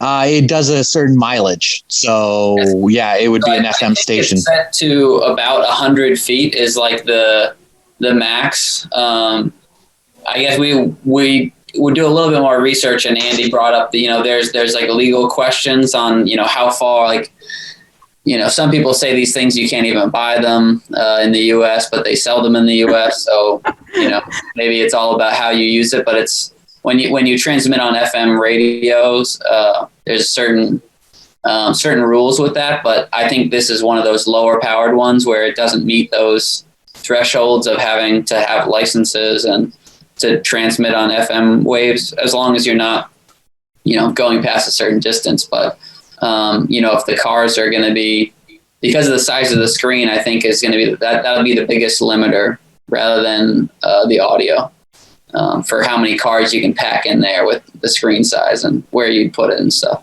Yeah, so that's what we were thinking. We at a max 75. I don't know that we could even do 75. We'd have to kind of look at that, see if there was a place that we could kind of put it up on a hill that overlooked some part of a parking lot. That would certainly help. So yeah, any fee, that would be fantastic, Bob, because then we would only be spending $250 and maybe we could do it a few times, which would be great. And Melissa, I believe, don't we have a credit with Swank Films from the one we canceled last Yes, summer? National Treasure, which would be a good family one anyway. Oh, it would be. Yep. So that's right. I forgot we had that. And at Exeter High School, in what is the senior lot, if it's still that when I was there. There is a pretty large hill just opposite the parking lot, so that you could have the cars pull in that way. And I know that they used to put a broken up car there before prom as on display for everybody. So that would be fantastic. It might be big enough to. Yeah, the other thing is you, depending on where you want to do it at the school, you could hang it off the side of the building, the screen. You can get it right up high. That's another good idea. And I don't know about the size of the parking lot, if it would sustain anything too, Dan, but what are you thinking about maybe hanging it off the back of the football stands? If you go into that parking lot and have it up on the stands and you're the sophomore parking lot. Yeah, it's laid out well for that too. Might be a good location for it. What are everybody's thoughts and feedback on something like this? Do you think this is something that the town would like, that people would get on board with? I don't think people would come to that personally. They have a 60-inch screen in their living room. But I have seen a lot of talk about doing this for a graduation. Yeah, right now the school's committed to an in-person graduation when it's safe. So there's not a lot of talk about doing graduation that way. They were talking about doing the senior slideshow that way, and maybe awards night, something like that. I don't know, Mike, I got to disagree. If you got 3 kids and this is a chance to get out of the house, I pretty much, I don't care what movie you show. Well, I'll show up. It's just... I think the same thought. Yeah, I think the same thought on that too. I think there's an age demographic in which, like, you look at your family and this is an opportunity to get out and do something, even though you're in a car. Yeah. You're still out and about, and it's like it's an event type of thing. You bring your own food and stuff like that. My kids have never been to a drive-in. I've been to the drive-in a lot of times. Yeah, I think they'd think it was neat. Yeah. The other thing we were thinking, or I was thinking, and I haven't got to bring this up to anybody yet, is maybe we partner with shooters and people could, when they register, tell us if they want a large cheese pizza or a large pepperoni or something like that, and then give business up to shooters because they sponsor a ton of stuff with us. And have some sort of system with Rob and I where I can deliver pizzas to people's cars. Just a thought. Yeah, that's cool. Great idea. Yeah, and Rob certainly deserves the business for sure. Yeah, he does a lot for us. Yeah. I certainly don't want to add another survey to it, but maybe just a probe to people. Just would you be interested in doing this, just to see what the just stick your toe in the water and see what the interest is. Okay. We could put that right on the Exeter forum. They love to ask questions. Yeah, I was going to say that too. That was my thought process was Facebook, but I also know that potentially that can blow up into something that we don't want because you really can't stop the opinions on that. And it becomes more than just getting feedback at times. Just based on history and what we've seen. I don't know what your thoughts are, because my initial thought was, we could just post it on Facebook and have people respond. But then I quickly pulled back on that because I know it can turn into something a lot more than what we're hoping for. Yeah, what about posting it on the camp page? Because that's a specific demographic that would probably be taking their kids. That's a good idea. Less people out in the community that are fearful and that kind of stuff. I think doing it on the camp page, and then I think the problem is going to be limiting it to 75 cars and figuring out a system of first come, first serve or whatever. Well, actually, what we were talking about doing, Dan, in that, because we thought the same thing, was that people would have to buy tickets in advance, and they can either ship them something for their car, like a hanger or something. So when they show up, we know that they've already paid, and we know how many we've already ticketed for. That way you don't end up with having to turn people away type of situation. You get your kids all excited to go, and then all of a sudden they get there and it's, And if we're able to have Bob do the FM transmitting, we may be able to do multiple nights, not in a row, but, maybe we do 2 different nights and you can register for either one. And if you've registered for one, you first priority goes to people that didn't get to go to the first one, or so. I don't know how we would do that, but we could figure something out maybe. Do we have a contest to see who gets the most people in the trunk? That's how old I am. I'm going to bring 2 cars, one for me and my wife and one for the kids to be in. Oh, there you go. You have to pay for I'll buy 2 tickets for that. Awesome. Any other thoughts? Any other comments or? No, Steph, if we could bring up one last thing, I know it wasn't on. Sure. We are doing some virtual classes. Mm-hmm. We've partnered with Team to offer some free things. Now, granted, we can't do virtual classes forever, but just in this dark time, I decided to, and really been pushing to try to find instructors that are affordable, that I can put it out there. Like we have an urban dance class, which has been very popular. We got a number of kids signing up, and it's turning into more of a dance party Friday afternoons, which is cute. And then we started this last Friday with an art class. And so we got 7 kids sign up for it, which was great. They have to make sure we don't get them Zoom bombed. They have to email me and I give them the password to get on. So we keep it safe. And Scott has been outstanding in monitoring the urban dance class because his kids are doing it. So he's helped get some. That's Scott Ruffner, by the way, and he's helped with getting some of these, and we have some other ones we might be rolling out for those that are musicians to play like a little basic guitar jam session type thing. We're looking to do other different events. So if you know anyone that wants to do virtual classes, because that's where a lot of Parks and Rec nationally are turning to these virtual classes now, and some of them are now turning it in where people can register them, and that's when they get the invite and everything. So we got to keep all options on the table for how programming will be for Parks and Rec moving forward, not knowing what the whole atmosphere will be. That's great. Thank you for bringing that up. Before we close out, I want to first and foremost congratulate Val. She last night was reappointed back to the committee via select board. So yay, we're thrilled to have you. Thank you for coming back. And I also want to thank Miss Molly Cowan as well for continuing to be our select board representative. She's just brings so much to our board, and I'm so grateful to have, we're so grateful to have a great board. To that point as well, I do want to put this out to board members. We have an open alternate spot that's available. If you know of anybody, I do know somebody who may be putting into interview for that spot. I also want to put on as well that, committees are such a commitment, and sometimes people will join committees not realizing what kind of a commitment it is.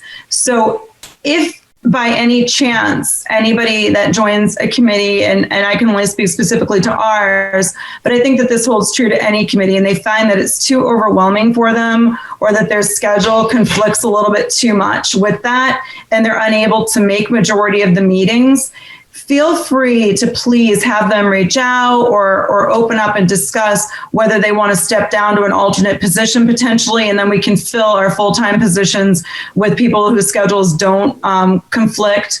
And I'm also going to reach out to, I think there's one individual that is non, so I'm going to reach out and let everybody know that certainly is an option. If you've committed and it hasn't been something that you feel like you can stay committed to, or that your schedules just are clashing, please reach out for sure, because this is a really important committee, and it's becoming more and more important as we move forward for our community. And everybody we have that's committed, you guys have been amazing and pulling ideas together and really making a difference in the town. And that's what this committee is about. And I'm so grateful for each and every one of you for coming forward. Your ideas are amazing, and feel very, very blessed to have a great group.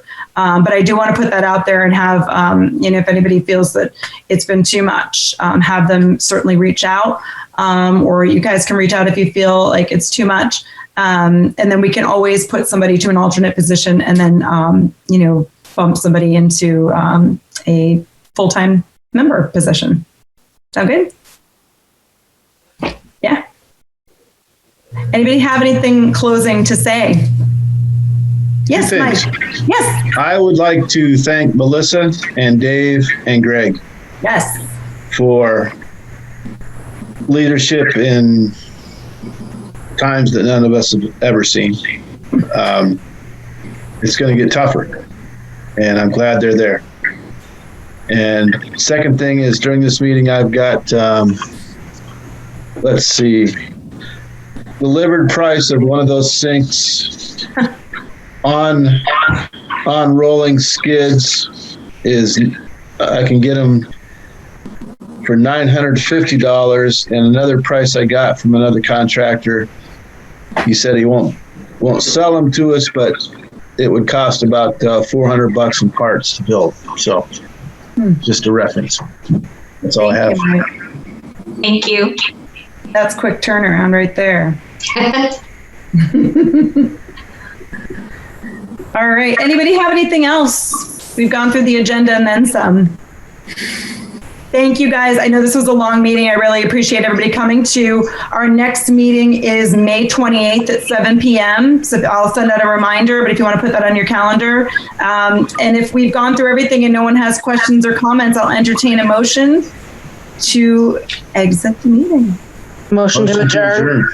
Oh, wait, I don't even know who said that one. Did you, Joe? And motion, who seconded? It looked like Val and Dan seconded. Oh, she's good. Thank you guys so much. I know this is odd having to do it like this, but it's so awesome to see all your faces. I want to hug each one of you through the screen. I really miss everybody, and looking forward to us being able to come together in person and clank a few glasses together. And then thank Bob at Exeter TV, because he's been the genius behind all these Zoom meetings, helping these committees work. And without Bob's guidance, I think some of us might be a little lost.